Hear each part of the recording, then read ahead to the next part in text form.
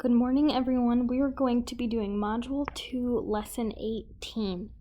The objective for this lesson is to decompose once to subtract measurements including 3-digit minuends with 0 in the tens or ones place. So let's find out what that means together. Okay, the first thing we're going to do is we're just going to have a little practice to warm up our brains with subtraction, since it's been a while since we've done subtraction. We've been working on addition and rounding, but we're going to move to subtraction today. Okay, so let's warm up just a little bit. We're going to say the number sentences in units of 1. So for example, for my first one right here, I have 10 ones minus 3 ones equals 7 ones. And another way to write 7 ones would just be, change my color to black.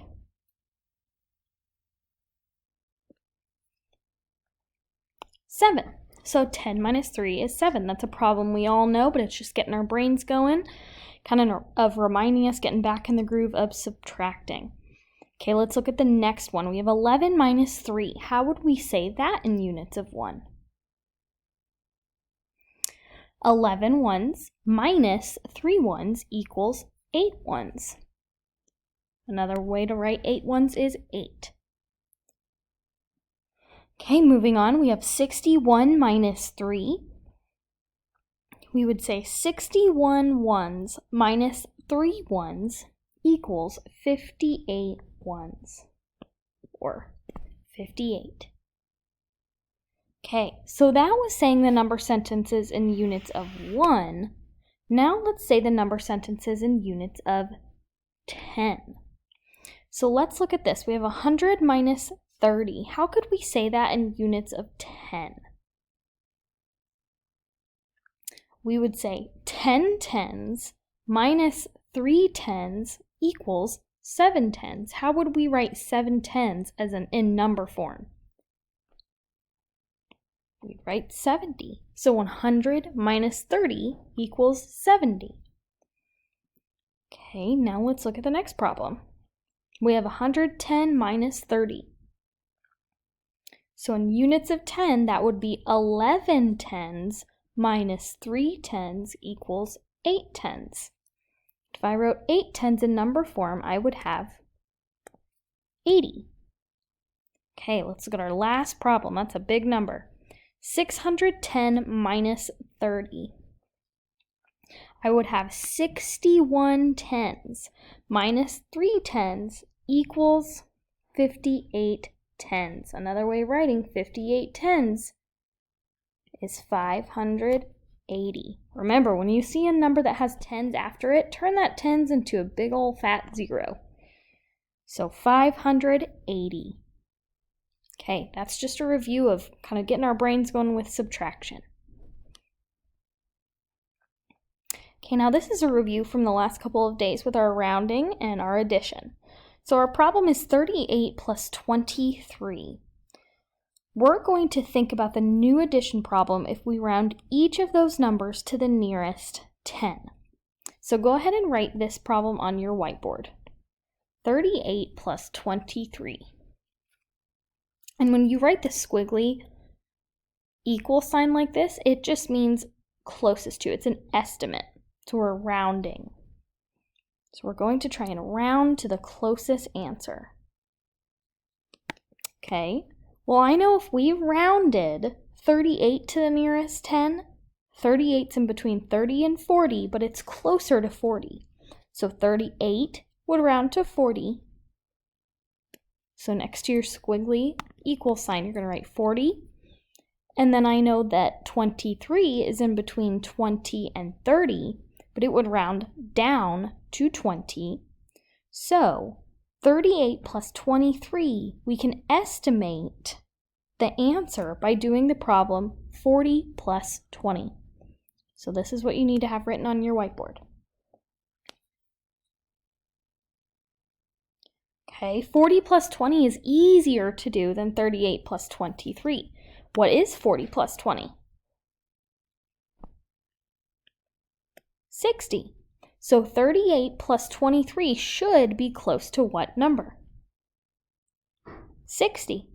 Now on our whiteboard, let's go ahead and solve the problem 38 plus 23. Okay, so let's draw out that place value chart. We have our ones, tens, and hundreds. Okay, let's build the number 38. So I'm going to start in the ones. I have 8 ones, 3 tens. Okay, now I need to build the number 23. 3 ones, 2 tens. Let's add. Okay, can I make 10 with my ones? I sure can. Let's go ahead and circle them. Make that 10 ones, 1 10. Okay, and we're going to go ahead and, let's write out the standard algorithm over here so we can practice both ways. Okay, so I have 1 left over, and I carried over a 10. So now I have 1, 2, 3, 4, 5, 6 tens left over. So my answer is 61. Was that pretty darn close to 60? Yes, it was. All right, go ahead and erase. Okay, so now we're going to get into what we're talking about today, which is subtraction. So you're going to draw on your whiteboard. Go ahead and draw out a place value chart.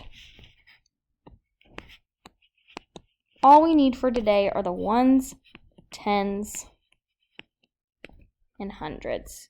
You can just write O, T, and H if you'd like.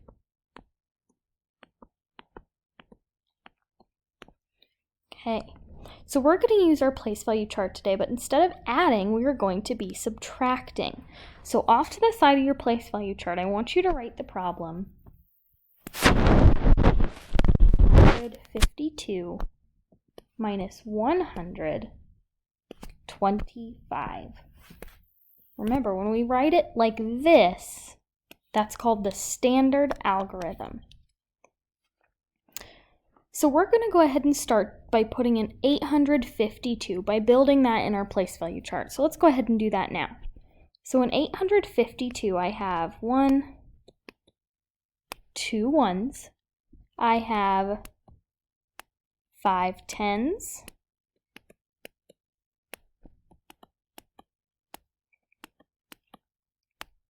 and I have 8 hundreds. I have a lot of hundreds to draw.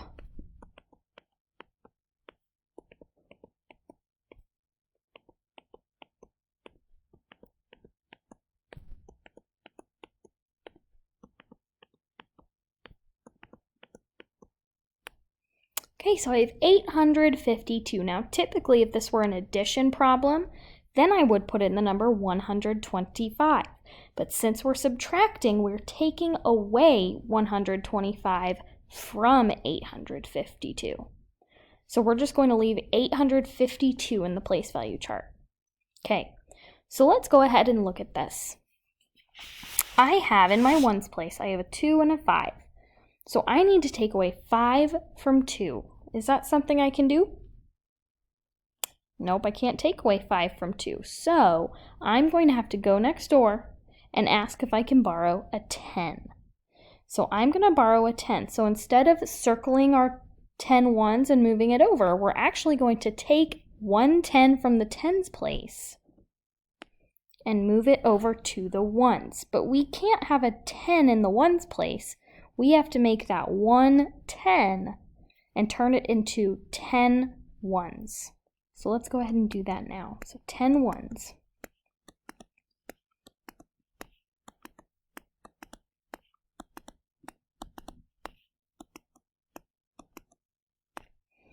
Okay, so now I have enough to take away 5. 1, 2, 3, 4, 5. How many ones do I have left over? Let's count them. I have 7 ones left over. Okay, so my 2 actually became a 12 after we added 10 ones. Instead of 2 ones, at that point I had 12 ones. And then I have to change the 5 2 of 4, because we no longer have 5 tens, we have 4 tens. Let's look at how many tens we have to take away now. So we have 4 tens, I have to take away 2. Do I have to go borrow from the hundreds? Nope. All I have to do is cross out 2 more tens. How many tens do I have left over? 2. All right, and last we go to our hundreds.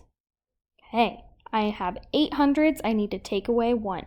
Can I do that without having to borrow? Easy peasy. Cross it out. 8 take away 1 is 7. So our answer to 852 minus 125 is 727. Make sure if you weren't following along that you get this all written on your whiteboard.